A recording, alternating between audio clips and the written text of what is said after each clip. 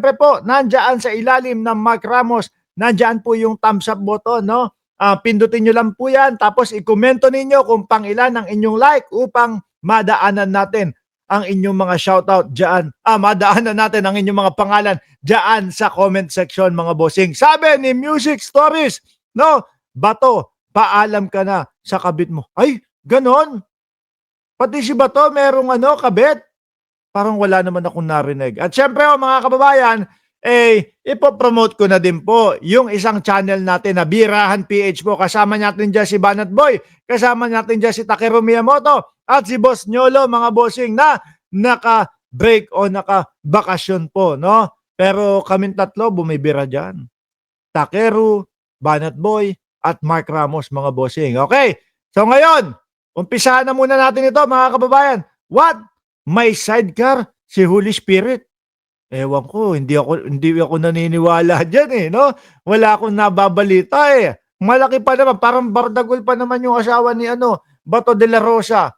Makutusan siya no, kahit na gaganong-ganon, laki na katawan ni Bato, mas malaki yung katawan ng misis ni Bato de la Rosa, ha?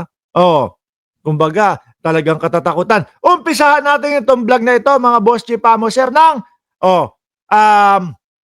5 picture daw po, 1 word. Ano ang masasabi nyo daw dito sa 5 picture na ito, mga kababayan?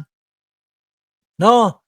Paano nyo i-describe ang picture na ito sa isang salita, mga bossing? O yan, no? Unang-una na nasa picture ay si Senadora Amy Marcos.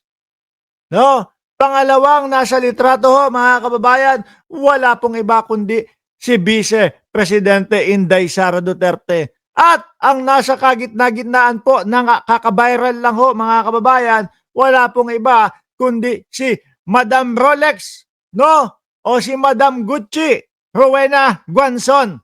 Pangatlo. Pang-apat, Kiko Barsaga. Pang-lima, si Harry Roque. Putik na yan. Sino ba gumawa naman nito? Grabe naman kayo kay Roque.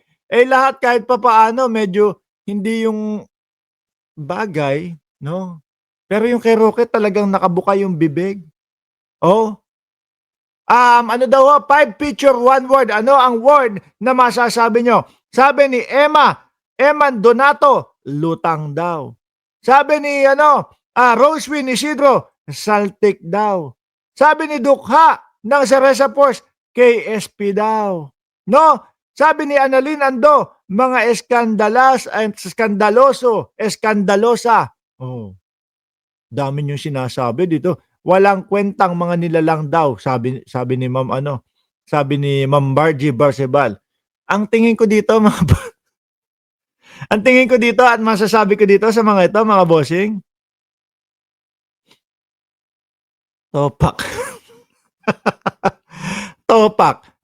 Para naman talaga may mga topak ang ugali. Gusto niyo isa-isayin natin. Yung Amy Marcos, nasisiraan na ng bait, nahihilo na, nagkakaroon na ng tililing, mga kababayan.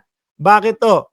Mukhang siya susunod doon sa mga sinasabi ng mga senador na mapapasok sa oblo at magpapasko sa oblo, mga bossing. Kaya nagkakaganyan at kaya kung ano-ano yung mga sinasabi kay Pangulong Bongbong Marcos, kahit wala naman pong ebidensya, no? Kahit po yung mga recycle lang, kahit po yung pulburon video ni Roque yata gustong patulan. Bakit to? Wala na silang mai-issue kay Pangulong Bongbong Marcos, ubos na ho 'Di ba? Ubos na ang kanilang issue kay Pangulong Bongbong Marcos. Kaya po balik sila dun sa square one ho. Lagi ganyan ang ginagawa niyang mga yan, mga bossing. No? Pagka naubusan, babanat yan. May naimbentong mga bagong mga ipangninira sa kanyang kapatid. Sino ba naman ang magsasabi na sa katinuan ng pag-iisip kung mismong kapatid mo ay sisiraan mo at ipapakalat mo na nagdodroga pero wala naman pong ebidensya? Wala po sa tamang pag-iisip yon, mga bossing. 'Di ba? Ang gagawin nila, invento. Lahat iimbentohin. Kapag kami nabuo na po sila na ibibintang kay Pangulong Bongbong Marcos, yun na yung issue for this month, no? Pero kapag ka namatay, kagaya nung kay Saldico, wala na naman po. Nakakalungkot si Saldico, hindi na po naging tuluyang maging vlogger, hindi na po nag-video ulit. Eh wala eh, hindi lumusot sa mata ng taong bayan eh. Hindi pumasa sa mata ng taong bayan eh. Ano gagawin mo? Eh di huminto. Kapag ka wala ng gano'n mga kababayan, babalik sila doon sa umpisa nila. Ano po? Carefully test na naman daw po, mga bossing. Ganon nila pinapaulit-ulit. Pag naka-invento ulit, o iiwanan na naman nila yung carefully test po hanggang sa mapabagsak si Pangulong Bongbong Marcos. Pero malabo talagang mangyari. Eh eto din, pangalawang litrato, ang ating Vice Presidente. Oh, nakakahiya ang ating Vice Presidente nagpe-fake news ho, mga kababayan. Isa na lang, no? Sasabihin niyo sa akin, tatanungin niyo ako, paano mo nasabi na nagpe-fake news ang Vice Presidente? Tingnan mo, yung sinabi niya doon sa mga doon kila Luis Tro, na meron daw utang na 8 to 9 million. Wala naman, hindi naman niya sinuportahan nung hinihingi. Sabi ng mga Luis Tro, Vice Presidente, bigyan mo naman kami ng kahit na resibo upang sa ganon, mabayaran na namin yung utang namin na 8 hanggang 9 na milyong piso na sinasabi mo na nag-abogado yung asawa ko o yung asawa mo sa asawa ko. Wala naman pong maipakita na ebidensya. Ang ginawa, tumahimik na lang. Kapag ka sinusugan niya pa yun, pagka diniretso niya pa yun, mapapahiya lang siya. O, di ba? O, isa din 'to, no? Eto, puro ang paulit-ulit na sinisigaw nito. Wala naman 'tong alam mga kababayan, puro bangag, bangag, bangag.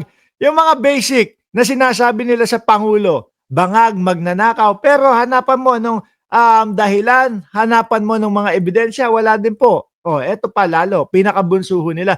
Pwede palang pamilya ito, ano?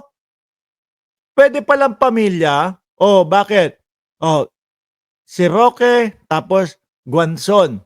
Si Roque tapos parang di bagay. Di ba? Cleared na ng COA si BP Inday. Penging ang patunay. Wala pa. Di ba? Walang patunay na cleared na ng COA. Kaka-plug nga lang sa kanya eh. Kaka-plug nga lang sa kanila, di ba? Ano yung pinlag?